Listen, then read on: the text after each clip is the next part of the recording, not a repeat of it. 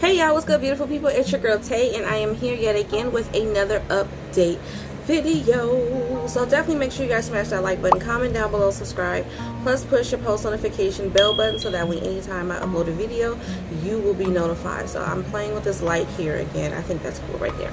I wanted to come on and update you guys about a couple of topics. Now I did get a chance to check and see if not pandemic EBT, emergency SNAP allotments had updated. Now usually since I've been doing this, since I've been checking pretty much daily, I've noticed that generally more states are not added on the weekends. Now it doesn't mean that it hasn't happened. There's probably some times where it's happened, but for the most part there most likely won't be another update to that list until Monday. However, I will check again later on this evening, and I will also check again tomorrow. Okay, now you guys know the weekends is usually my time off, but there were so many things that I thought were really important, and I wanted to let you guys know about them. One actually starts tomorrow, August the 1st, and I didn't want to miss that, or you guys to miss that. Okay, so this is more school supplies. Children are going back to school. Ooh, excuse me. Whether you guys decide to allow your kids to go back to school in person, or whether you decide to keep them at home to do virtual instruction, I still believe that school supplies are important. Okay, nonetheless, they still need the supplies. They still need to write. They still need notebooks, you know, all of that good stuff. So it says the TCC donates backpacks for school supplies for an August 1st giveaway. Okay, Round Room LLC, the nation's largest Verizon authorized retailer, announcing that its TCC and wireless zone stores are donating 140,000 backpacks full of school supplies to children across the U.S. during its 9th annual School Rocks Backpack giveaway. Okay. It says since 2013, TCC has donated 1.2 million backpacks filled with supplies to students nationwide to ensure children are well prepared for the start of the school year. TCC will also award 3 students each $10,000 college scholarships. Okay, so they're giving away $30,000, $10,000 per student. Okay. Nearly 750 participating TCC and wireless zone stores are inviting local families to their locations on Sunday, which is tomorrow, August the 1st, between the hours of 1 and 4 p.m. to pick up a backpack filled with pencils, paper, a pencil box, a ruler, folders, and glue. 1 backpack per child present will be given away on first come first served basis while supplies last. Okay, each store location will adhere to local and CDC guidelines to provide a safe environment for the event for attendees and TCC employees. Okay, so we got a little statement here by the CEO. He says the start of the school year is an exciting time. I don't know who is exciting for. I would say usually it's an exciting time, but I don't know. You guys let me know. As a parent, honestly, for me, school time isn't necessarily exciting, except for when your children are hitting those milestones. Okay, like when your child is going from preschool to kindergarten. Okay, you know, like I go and I take pictures of them the first day of school, or for example when they're going from middle school to high school, those things, you know, those important milestones. But every year is not a significant change for me, but that's just me. But anyways, he says the start of the school year is an exciting time, and we are thrilled to support the education of the youth in our communities through our School Rocks Backpack giveaway. This is coming from Scott Moorhead, who's the CEO of Round Room, parent company of TCC. By providing families across the country with essential school supplies, we're easing the back-to-school shopping burden and helping set children up for success. Okay, so it says according to the National Retail Federation of American Families with School-Age Children spent an average of $789.49 on school supplies in 2020, which totaled to around $33.9 billion spent in America last year on school supplies alone. Because of that, TCC is working to ease the strain of rising school supply costs through its annual program. Okay, now, for the most important part, how do you find a location near you? For a list of TCC stores participating in the School Rocks Backpack giveaway, or to find a store near you, visit, write this down, y'all. I'm going to put it in the description box too, but I want y'all to write it down. I'm going to say it to you twice. Locations.tcc rocks, as in rocks that you throw, ROCKS.com. Again, locations, that's LOCATIONS .TCCROCKS.com. Each participating TCC store will donate up to 150 backpacks, with all leftovers being donated to local schools. So again, it's between the hours of 1 and 4 p.m. and it's just for tomorrow, August 1st. So definitely hit up that website, you guys, right after you watch this video, or at the same time if you can. Hit up that website, check and see if there's a location near you so that you guys can get these supplies, even if it's for, I don't know if they're doing it for college students, but it doesn't hurt to shoot your shot anyway, okay? So definitely hit up this website. Again, I'm going to put that in the description box down below, but that's it for that. Now, if you guys aren't already aware, it says the eviction moratorium actually expires today. Now, I had actually seen an article. I'm going to see if I can go to it right now, because it just goes to show that you guys need to wait. Everybody, we need to wait for things to come out from the White House before we go believing. But I did see an article that suggests that the, what do you call that? The eviction moratorium was extended. I can't find it anymore. I'm going to try to look it up really quick, you guys. I don't want to make this video too long, but I want to try to look it up again just to see if it comes up before I give you guys the information. Now, if you guys are in LA County for California, the eviction moratorium has already been expanded all the way to the end till September 30th, I believe, okay? But I wanted to see, because I saw an article that said that the eviction moratorium had been extended, but then there's conflicting information here. Okay, so on this website, www.FHFA.gov, it says that the FHFA extends the eviction moratorium through September 30th. So today, the Federal Housing Finance Agency, the FHFA,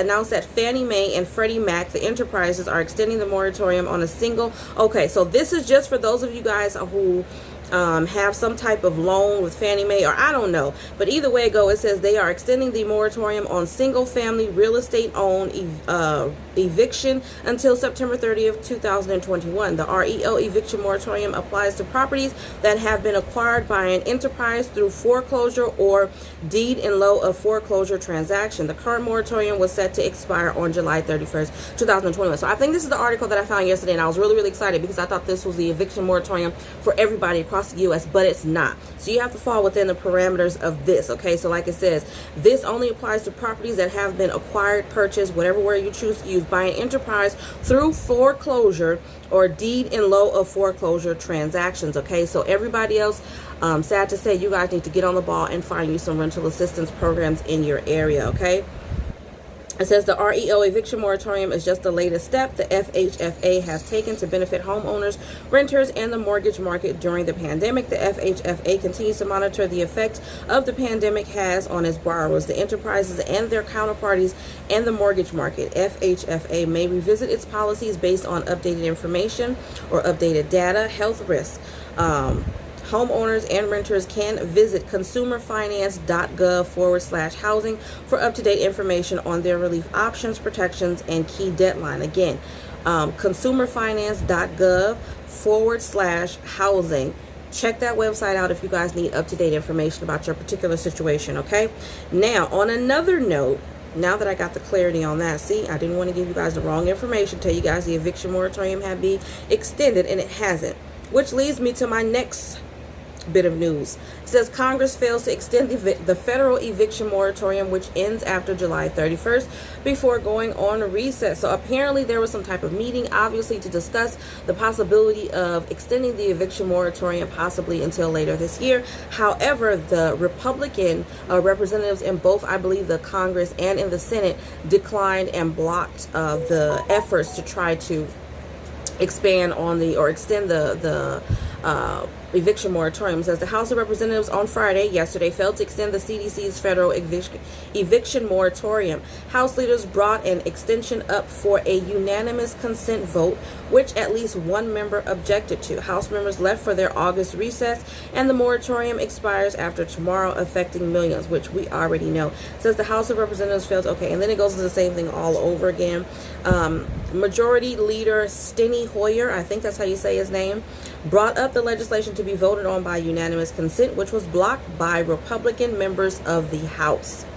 I'm not surprised. After the bill failed, Pelosi, Hoyer, and House Majority Whip Representative James Clyburn, I don't know if that's short for representative or Republican, but James Clyburn wrote a statement expressing their disappointment. It is extremely disappointing that the House and the Senate Republicans have refused to work with us on this issue.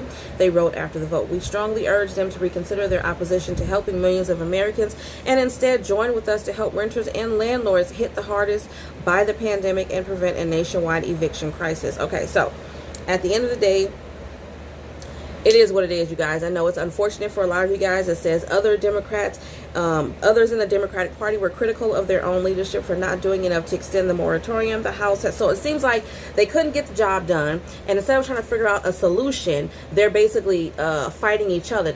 I've said this to you guys several times. Politicians to me are nothing but big, excuse my language, but big ass toddlers, okay? They're fighting right now. For what reason? What purpose is that going to... What purpose? What's the reason for you guys to fight each other? Why can't you just get it together? Now, I know that's a part of politics, and that's why I try to stay as far away from political conversations as possible, because all it does is frustrate me. I don't understand why it's so difficult for certain people to understand the struggle people are going through. The reality of the situation is that everybody doesn't come into money by birthright. Everybody is not born millionaires. People have a struggle, a real life struggle that they fail to see on a regular basis. And sorry to bust their bubble, but a lot of people have been struggling way before the pandemic. And like I said, all the pandemic do was put it in their faces. Not that they didn't already see, because I believe that they see. I believe that they know, and I believe that they're aware. Why else would they be giving you guys pennies here, pennies there, giving you welfare and food stamps and all of that if people weren't struggling? So it wasn't that they didn't see, it was just that they chose to move on and make it seem like as if it wasn't a really big deal. But the reality of the matter is that everybody is struggling with food insecurity, financial issues, debt, all of the above, okay? So at the end of the day, the House is going on their recess. It says the House has now entered its August recess, potentially until September 20th, 2021, while the moratorium expires later on tonight. So they're going to be gone doing whatever it is they do when they're on their recess, and everybody else is pretty much just going to have to figure out how to make it. Okay, so I'm not sure if any decisions or anything from the White House is going to happen within that time, but as of right now, they are going on recess, you guys. I know it sucks, but says Representative Maxine Waters, a Democrat from California, who had introduced the extension bill, and told reporters, "I just thought we should have fought harder." And I agree. Moving on, there was something else that I wanted to tell you guys about. Really quick, I want to touch on what's going on with Social Security Administration backlog.